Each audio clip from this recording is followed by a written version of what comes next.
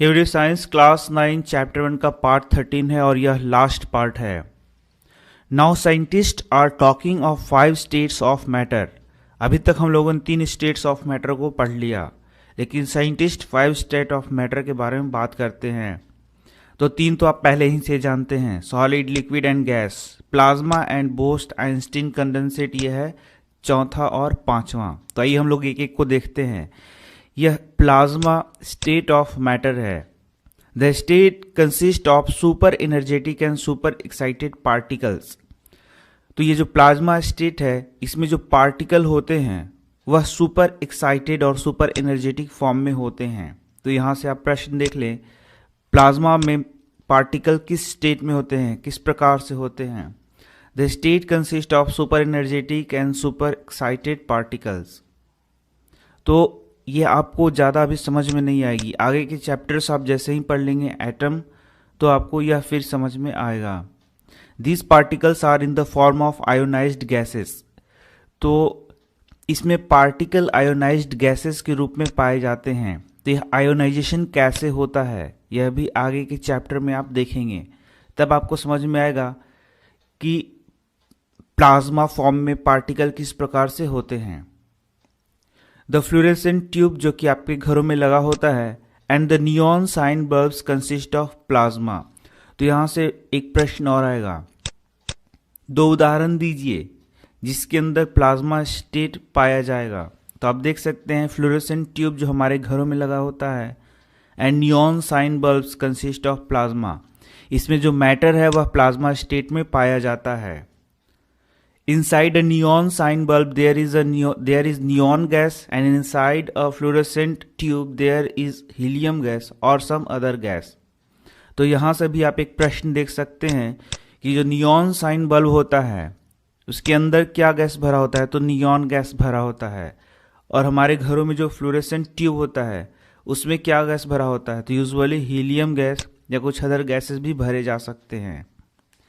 The gas gets ionized, that is gets charged when electrical energy flows through it। तो अब आप देखेंगे कि ये प्लाज्मा स्टेट कैसे आता है। तो इसमें जो गैस भरे होते हैं उसके एटम आयोनाइज हो जाते हैं, दैट इज गेट्स चार्ज। तो मैंने आपको पहले ही बताया कि आयोनाइज्ड पार्टिकल क्या होते हैं, चार्ज्ड पार्टिकल क्या होते हैं। ये आपको अभी समझ में नहीं आएगा, ये एटम जब आप पढ़ेंगे तो तब आपको समझ में आएगा।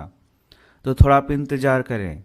लेकिन मैं बता देता हूँ कि यहाँ जो एटम्स हैं वो आयोनाइज्ड हो जाएंगे या फिर क्या हो जाएंगे, चार्ज्ड हो जाएंगे। कब? जब उसमें इलेक्ट्रिसिटी का फ्लो होगा। This charging up creates a plasma glowing. जब ये पार्टिकल चार्ज हो जाएंगे तो प्लाज्मा क्या करेगा, ग्लो करेगा इनसाइड द ट्यूब और बल्ब। इसी कारण से हमारे घर में ये जो ट्यूब होते हैं वह जलता है, या फिर कहें तो ग्लो करता है। The plasma glows with a special colour depending on the nature of gas. ये जो प्लाज्मा है वह ग्लो करता है विथ स्पेशल कलर, और यह कलर किस पे डिपेंड करता है, on the nature of gas, किस प्रकार का गैस वहाँ यूज किया जा रहा है। तो यहाँ से एक प्रश्न आ सकता है, यह जो प्लाज्मा स्टेट है कैसे आता है। तो आप देख सकते हैं कि जब ये गैसेस आयोनाइज होते हैं तो वे सुपर एक्साइटेड और सुपर एनर्जेटिक पार्टिकल्स के रूप में बदल जाते हैं, और यही स्टेट प्लाज्मा का स्टेट है। The sun and the stars glow because of the presence of plasma in them. तो यहाँ से भी यह प्रश्न आ सकता है कि सन या फिर स्टार ग्लो क्यों करते हैं। तो the sun and the star glow because of the presence of plasma in them. तो उनमें प्लाज्मा स्टेट पाया जाता है, इस कारण से वो ग्लो करते हैं। तो अब एक और प्रश्न उठता है कि स्टार में और सन में एनर्जी का क्या सोर्स है। तो ये आपको क्लास 10th में समझ में आएगा। वही मैं आपको बताऊंगा कि इनके एनर्जी का सोर्स है न्यूक्लियर फ्यूजन रिएक्शन। हाइड्रोजन जब आपस में मिलता है तो हीलियम का फॉर्मेशन करता है, और यही इनकी एनर्जी का सोर्स है जो कि आप 10th क्लास में पढ़ेंगे। The plasma is created in stars because of very high temperature. तो स्टार में बहुत हाई टेम्परेचर होने के कारण वहाँ पार्टिकल्स कैसे स्टेट में होते हैं, बहुत ही सुपर एनर्जेटिक और सुपर एक्साइटेड स्टेट में होते हैं, या फिर बोले तो प्लाज्मा स्टेट में पाए जाते हैं, क्योंकि वहाँ टेम्परेचर बहुत ज़्यादा है। अब हम आगे देखते हैं। अब हम पढ़ेंगे बोस आइंस्टीन कंडेंसेट के बारे में। इन 1920 Indian physicist Satyendra Nath Bose had done some calculation for the fifth state of matter. Building on his calculation, Albert Einstein predicted a new state of matter. तो आप देख सकते हैं 1920 में इंडियन फिजिसिस्ट सत्येंद्र नाथ बोस ने कुछ कैलकुलेशंस किए थे for fifth state of matter. Building on his calculation, उन्हीं के कैलकुलेशन के आधार पे अल्बर्ट आइंस्टीन ने एक नए स्टेट ऑफ मैटर को प्रेडिक्ट किया था। उन्होंने बोला था कि एक नया स्टेट ऑफ मैटर हो सकता है, द बोस आइंस्टीन कंडेंसेट। और इस नए स्टेट ऑफ मैटर का क्या नाम था? Bose Einstein condensate, BEC। In 2001 Eric, Cornell Wolfgang Ketterle and Carl E. Wieman of USA received a Nobel Prize for achieving Bose-Einstein condensation।